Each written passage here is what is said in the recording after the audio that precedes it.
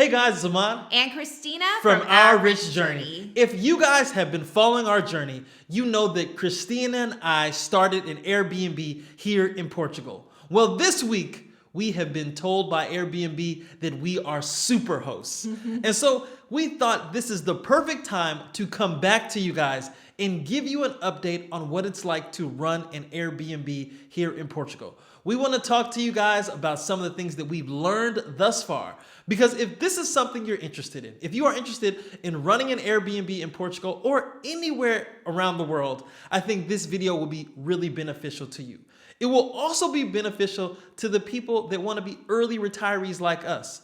Because one of the things about being early retired and then starting an Airbnb is that we didn't want to create a new job for us to do. And so we're going to talk about how running our Airbnb here in Portugal, we've never had to clean a house, change a sheet, answer a call in the middle of the night. We haven't had to do any of those things. In fact, our Airbnb has been 100% passive. And because we can run this as a passive investment, we have the choice of doing all the fun things that go along with running an Airbnb, like getting to meet interesting people. So we have been contacted by a lot of people that want to start an Airbnb business or some sort of short-term vacation rental. So this video is for you because we're really going to talk about the ins and outs and the details of really setting up and running a successful Airbnb property in Portugal. But before we go any further, I must ask you a huge favor. Please make sure you are subscribed to our channel and you are following us on Instagram at Rich Journey. Also, be sure to like this video right now. It really helps us a lot. So if you haven't seen our previous videos about our Airbnb in Portugal, make sure you check out those videos. We'll leave a link for them in the description below. But in those videos, we go through the complete buying process. We show you a complete tour of the house that we purchased. But just to give you a general idea of this specific property, we paid cash for this property and we started Airbnb-ing it in September of 2021. So on average, even with the low season, we've been averaging about $3,000 a month in profits on this property. But as the high season begins to kick in, we expect to be averaging even higher than that. So with that being said, let's talk about the things that we learned while setting up our Airbnb property here in Portugal. Now, the first thing you need to know, when you have an Airbnb property or a short-term vacation property, you have to get a license for that property. It's called an AL license, which is an alojamento local license. Now, you have to get that license through the local municipality. So wherever that property is located, that is the town or the city that is going to be issuing your AL license. Now, this is really important because when you get a property and you apply for an AL license, not all municipalities are treated equally. For example, it's very difficult to get an AL license in Lisbon or Porto or certain areas in the Algarve. So that's something you have to keep in mind when you're thinking about where to purchase your property. Now, when we were going through the process of obtaining our AL license, we did a lot of research in advance before we decided on the area that we were going to purchase in. And one thing that we figured out early on is that we could do this ourselves, but we would prefer to get professional support. And so if you guys have been watching our videos, you know that we have a real estate attorney here in Portugal. And she actually helped us purchase this home. And we used her specifically because she specializes in obtaining these AL permits. Now, like I said, we could have done this ourselves, but in order to save time and start making money sooner by opening our Airbnb sooner, we thought it was more efficient to use an attorney. Now, if you are interested in learning more about the process that our attorney took, we actually have her in a 1-hour live Q&A that we recorded that is part of our Moving to Portugal course. She talks about all things real estate, including things like tiny homes and short-term vacation and Airbnb rentals. We will leave the link for that course in the description below. So the second thing to understand is that after you receive your AL license, you may have inspectors from the municipality come to your property to inspect it to ensure that your property conforms to all of the safety and operational requirements that are set forth by the municipality. and by the government of Portugal in general. So in our case, for our property, some of the requirements were that we needed to have a fire extinguisher, we needed to have all of the exit signs properly marked, we needed to have a list of different emergency contacts, and we also had to have a complaint book that was in our house for people if they had complaints that they needed to make. Now, every municipality handles inspections a little bit differently.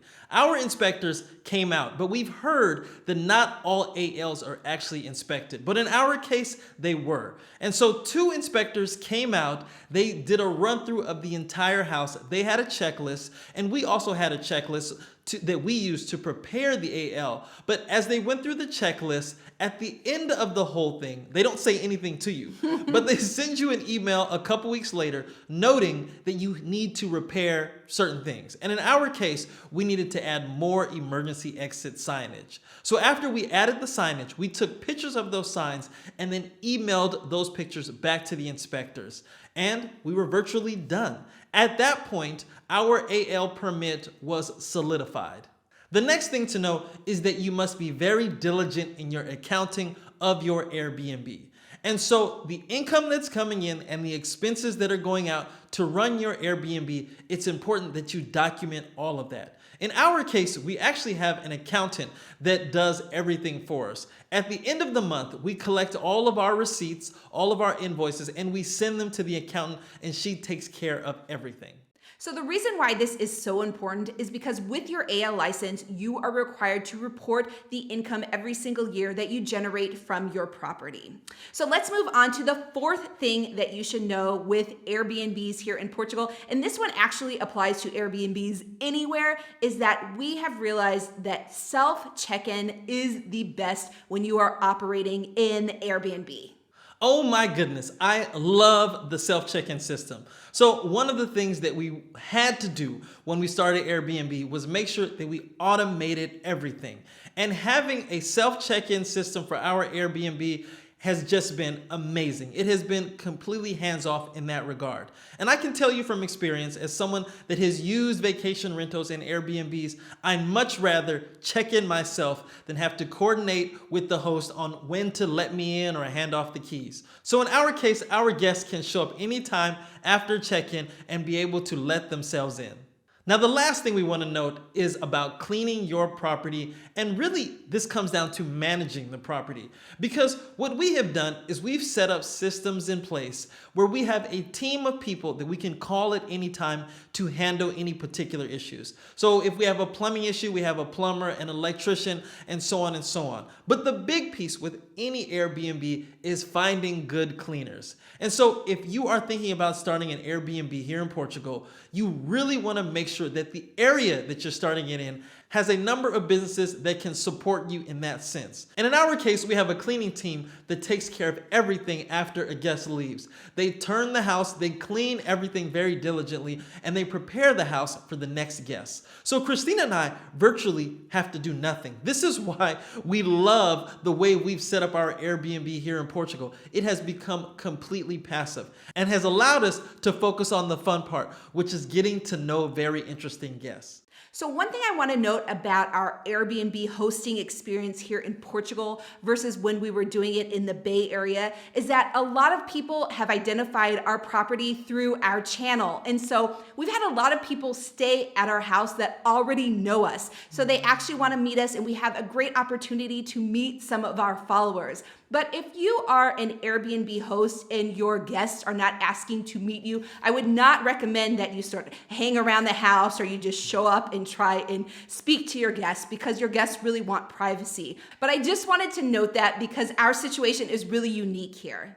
So with that being said, let's talk about the experience that we've had with guests at our property. So in order for someone to book our property, they need to make a reservation request in advance. We do not have instant booking. And this is really to protect our property so that we can ensure that no one's planning on having a party there. But it's not just parties either, because we've had requests for people wanting to shoot movies at our house or do other things that just aren't really appropriate for the house. So by not having our house house on instant booking, it allows us to screen our guests to make sure that people will use the home appropriately. I mean, we're not all protective of it and we're not micromanaging the people that stay, but we also want to protect our overall investment. Now, Christina and I know that we could probably make a little bit more money if we had it up as an instant booking, but that margin of profit isn't worth it to us.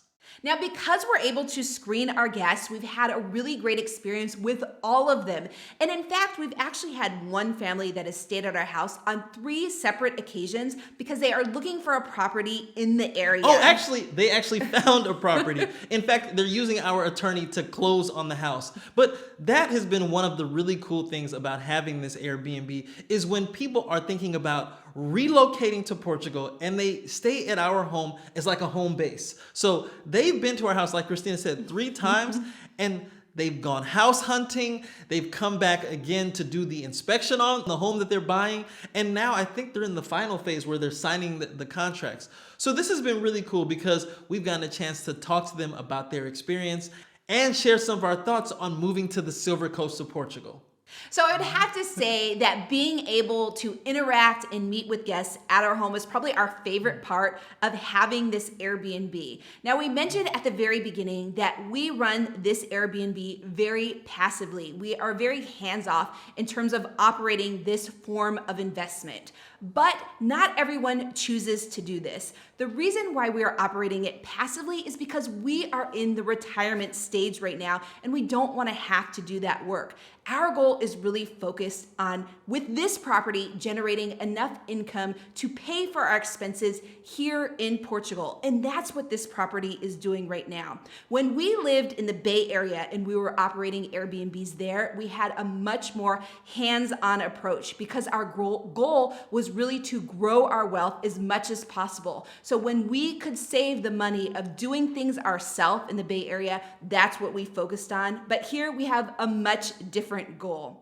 So we made this video with you because we really wanted to share our experience of creating an Airbnb business here in Portugal. If you're interested in learning more about Portugal, including real estate investing in Portugal, make sure that you check out our Moving to Portugal course. Again, we will leave that link in the description below. But if you like this video, make sure you give us a thumbs up, subscribe to our channel, and join the journey.